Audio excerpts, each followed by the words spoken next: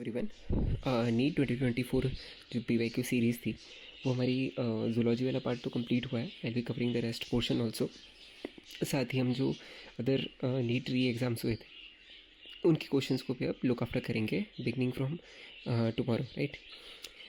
उससे पहले I would like to share a simple plan यहाँ पे कि ये फर्स्ट एंड फॉरमोस्ट ये उन स्टूडेंट्स के लिए है जो अभी किस रेंज में लाई कर रहे हैं। तो यहाँ आप देख पा रहे हैं 500 प्लस माइनस 50 की रेंज में जो चल रहे हैं। ये प्लान सिंपलेस्ट है उनके लिए ही है, क्योंकि देखो आपके पास एक बेस है ना, आपको चीज़ों का आइडिया है, नो हाउ है कि यहाँ काम क्या करना है। आप बस एक छोटे से लूप में क्या हो चुके हो, स्टक हो चुके हो। हमें उसको ब्रेक करना है, right, and we can do this. कुल मिला के आज से beginning from today you have a total of 34 days, है ना। एक सिंपल सा मैं आपको प्लान दे रहा हूँ, take it as a 7 day challenge. 7 day 4 subject हमारे रहेंगे, physics, chemistry, botany, zoology. 7 day each subject, तो हुए आपके यहाँ पे 28 डेज। यहाँ पे आपको करना क्या रहेगा, तो आपके जो PYQs हैं, है ना, उनको बहुत रिलीजियसली आप सॉल्व करेंगे। जितने भी आपके डाउट्स हैं उनको बहुत बहुत अच्छे से दिल लगा के क्लियर करेंगे। साथ ही साथ मिस्टेक्स को आइडेंटिफाई करेंगे।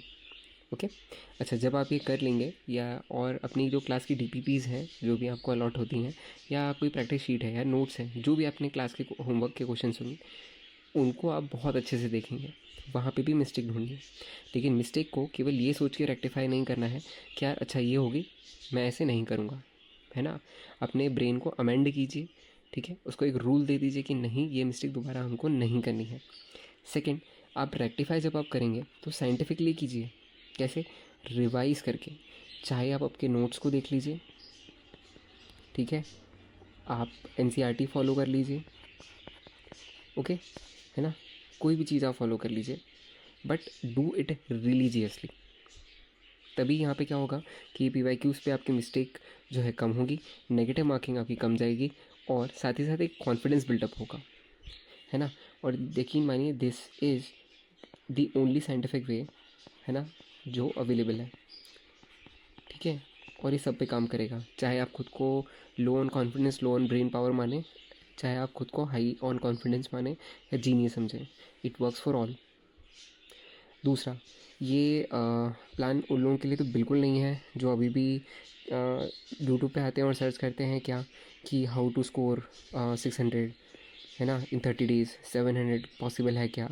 किसी लोग कुछ डॉक्टर्स जो सिलेक्ट हो गए हैं, they are doing a very good job of making the videos and helping others, but again आप अभी ये सब नहीं करिए, ओके, है ना। मोटिवेशन लेने के लिए आपके पास बहुत टाइम है, राइट, आई नो, बहुत टाइम है, बट अभी नहीं, जब एग्ज़ाम हो जाएगा उसके बाद। फर्स्ट अभी फोकस कीजिए कि मेरी एग्ज़ाम है, यू हैव अ टारगेट, आपको मोटिवेशन का ज़रूरत नहीं है। और अगर ज़रूरत है, इफ़ यू फील, तो देखिए honestly there are just 34 days. 34 days आप ये सब छोड़ के वर्क डन पे करने पे ध्यान दे सकते हैं, राइट। चलिए, अब क्या करना है, तो डिवाइड करने हैं टॉपिक को। जब आप PYQs को सॉल्व करेंगे तो आपको खुद ही अंडरस्टैंड हो जाएगा कि सीवियरिटी क्या है किसी टॉपिक की, और कितनी बार आप उसमें मिस्टेक कर पा रहे हैं, या कितना उसका लैंग्वेज पे आपका कमांड आ पा रहा है, ओके। क्योंकि कुछ लोग PYQs रट के काम चला लेते हैं। सम पीपल रिक्वायर, या उनका कंप्लेंट रहता है कि यार जब तक मैं पढ़ता नहीं हूँ, अंडरस्टैंड नहीं करता, I can not get a good command over the subject, okay. So ये उनके लिए वर्कआउट करने का तरीका है। आप टॉपिक को डिवाइड कीजिए as strong, mid and the tail region, है ना। अब आप खुद ही जानते हैं कि जो स्ट्रॉन्ग है उसमें आपका कॉन्फिडेंस भयंकर हाई होगा, ठीक है। उसके रिवीजन के लिए आपको टाइम काफ़ी ज़्यादा कम लगेगा। और आपको भी पता है कि अगर ये PYQs के साथ अलाइन करते हैं, मतलब इनकी इंटेंसिटी अच्छी है आने की, है ना, पेपर में ऐसे टॉपिक की इंटेंसिटी ज़्यादा है, तो आप क्या करेंगे, इससे अल्टीमेट वैल्यू गेन कर सकते हैं, बहुत बड़ा एज ले सकते हैं। वहीं अगर मिड में आप जाएंगे तो आप रफली क्या है, रफली ऑन द बॉर्डर एज पे हैं, है ना। बॉर्डर एज क्या है, आपको इतना ही आइडिया है कि यहाँ क्या करना है, उतना कॉन्फिडेंस भी या उतनी एक्यूरेसी नहीं है कि आप इसको 100% क्या कर सकें, सॉल्व करके ही है, या you will be confuse between 1 और 2 options, okay. Then finally tail region, जिसका ना अता है ना पता, और इसको पढ़ते पढ़ते बेटा सच में तुम्हारा ना तेल निकल जाएगा, ठीक है। इनके साथ हमें क्या करना है, हमें बड़ा स्मार्टली इसमें वर्क करना है कि इसमें हमारा फोकस होना चाहिए, वो है वैल्यू गेन करने पे, कि हम वहाँ पे रेप्लिकेट कर पाए मार्क्स, ठीक है। कॉन्फिडेंस धीरे धीरे बिल्डअप कर लो, ठीक है।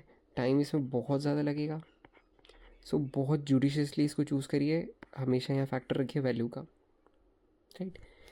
ओके, प्लस आप जब ये सब करते जाएं तो धीरे धीरे शिफ्ट करिए टेल को मिड में और मिड को स्ट्रॉन्ग में, and I know you can do this. Okay, तो just stay calm, keep your head in the right direction, believe in yourself buddy, all the best, सब possible होगा, don't worry। okay, I'll be posting a video similar उन बच्चों के लिए भी जो अभी 300 से 400 कर रहे हैं, रफली ऑन द सेम आउटलुक, आपका भी परफॉर्मेंस गेन करने के लिए। I hope you are able to understand. Keep learning with made simple.